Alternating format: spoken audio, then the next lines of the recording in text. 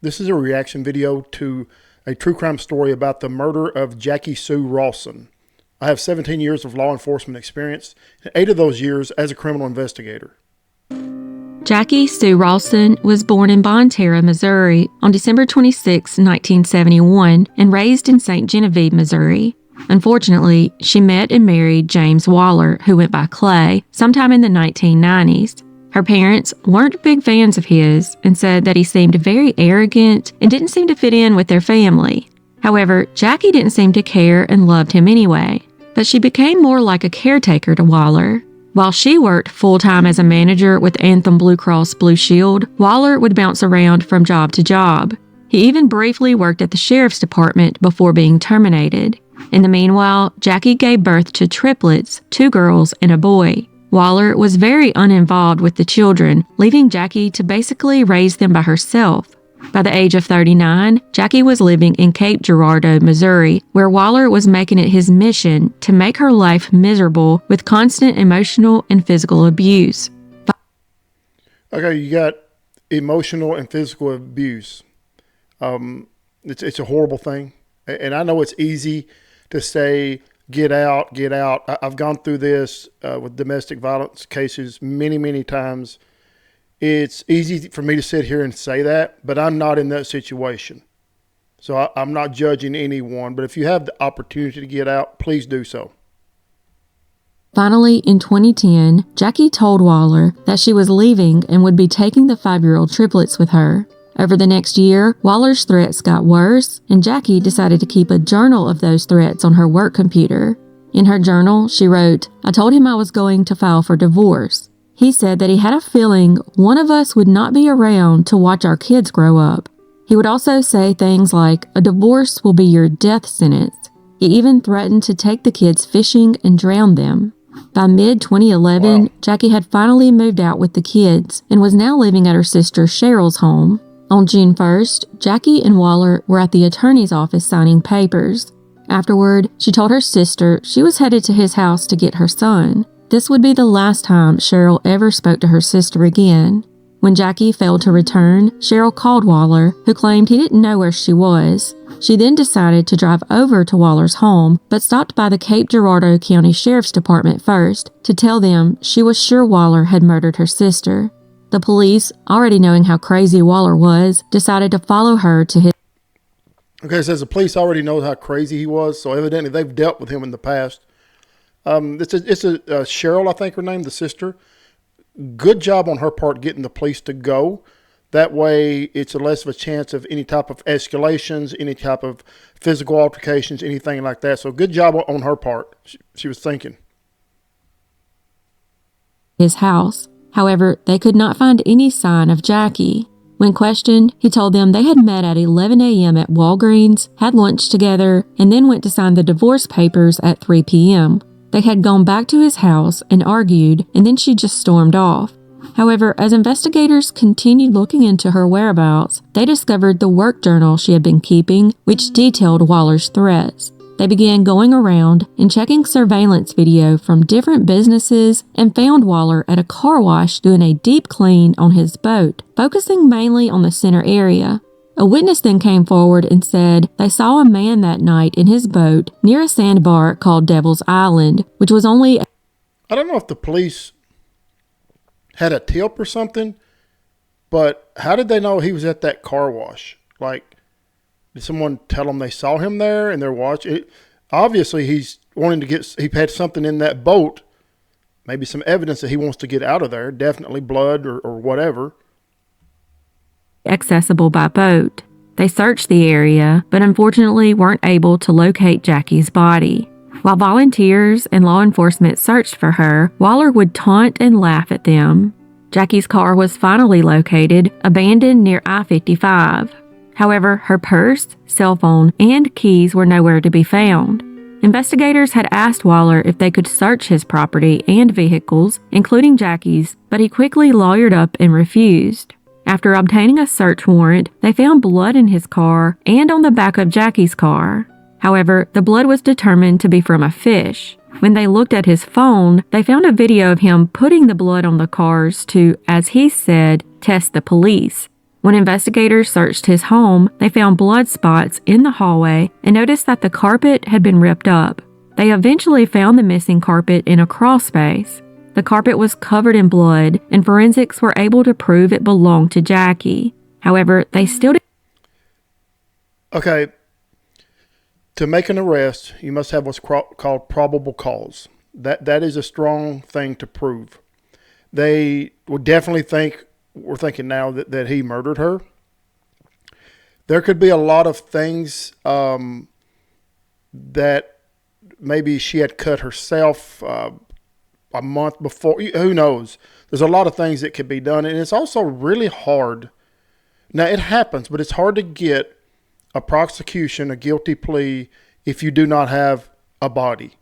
It's been done, and it's done more lately in the last 5 to 10 years, but it is still a hard thing to do. Didn't have enough evidence to arrest Waller. He continued to harass the police by driving by, flipping them off, and yelling that they would never find anything on him. In October, the arrogance of this guy, the cockiness, that why, if you murder someone, would you want to tease and basically piss off the police? Why would you want to do that? They're going to go after this guy hard now. I mean, they're going to really dig in there. Of 2011, Cheryl got custody of the triplets, and he began threatening her life as well. He even wrote an email to her that read, "You are dead. I will get you 5, 10, 25 years from now. You have it coming." He was then arrested for making online threats, to which he... Okay, if you're going to do something like that, threaten someone or say something horrible or hate or nastiness, don't text it. Don't email it. It's there. It's evidence.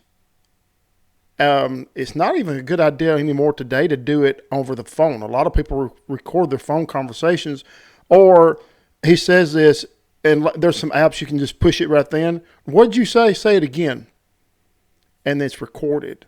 Best thing is to be nice to people, but if you're going to threaten someone, you better do it in person because there's evidence right there. He pleaded guilty. He was then sentenced to 5 years in prison. During that time, the investigation continued. However, Jacque's family was desperate to find her body and agreed to let prosecutors give Waller a light sentence in exchange for the location. Waller accepted the deal, but during his confession, he continued to tell lies. He said that Jacque wanted to have sex with him one last time after signing the papers. He said the situation escalated and Jacque threatened to never let him see the kids again. Waller said he accidentally banged his head against her nose, making her bleed. After that, he claims she threatened to file domestic violence charges, causing him to lose control and beat and strangle her to death. He then buried her in Illinois in a hole he had dug the day before. Clearly, he had premeditated the murder and had lured Jacque back to his house to pick up her son. On May 29, 2013, investigators followed Waller's instructions to Jacque's body at Devil's Island. He then admitted... Let's see, they lived in Missouri, and he drove up to, did they say Illinois? Dug a hole, came back the day before. So the definite premeditated murder. Definitely he was going to do it. He planned it. He went into a lot of work on this. And how did he know about this area up in Illinois? Did he used to live there? Because if you're going to bury a body, you want to be very familiar with your surroundings. Who's around? Who can see me? Who knows me? A lot of things. But he definitely put a lot of plan into this. Admitted more to the actual details. He said he traveled to Illinois, dug the hole, and then went back to Missouri with the plan to murder her. When surveillance caught him, his girlfriend, and his son at Toys R Us on the day of her murder, he said she was in the trash can in the back of his truck. After that trip to the toy store, he traveled back to Illinois, where he used his boat to get back to Devil's Island and bury her in the hole. During the autopsy, it was revealed that Jacque actually suffered multiple fractures, not just one punch from Waller, as he said. Prosecutors still held their end of the bargain on the plea deal and gave him 20 years for murder. While in prison, he wrote a manuscript titled, "If You Take My Kids, I'll Kill You," the public confession of Missouri's most notorious wife killer.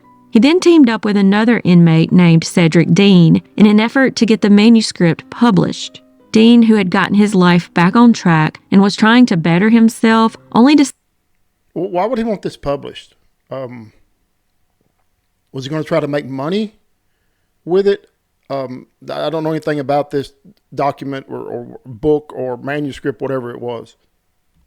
Decided to help him because Waller claimed he regretted his actions. However, when Dean found out that Waller was lying, he smuggled the manuscript out of jail to another inmate's mother. When investigators finally heard about it, they tracked Dean down and were able to obtain a copy of the manuscript.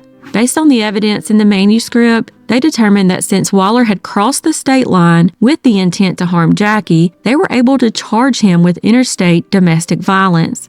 On December 19, 2017, he pleaded guilty to the new charges and was given another 35 years in prison to start after his 20 years are complete.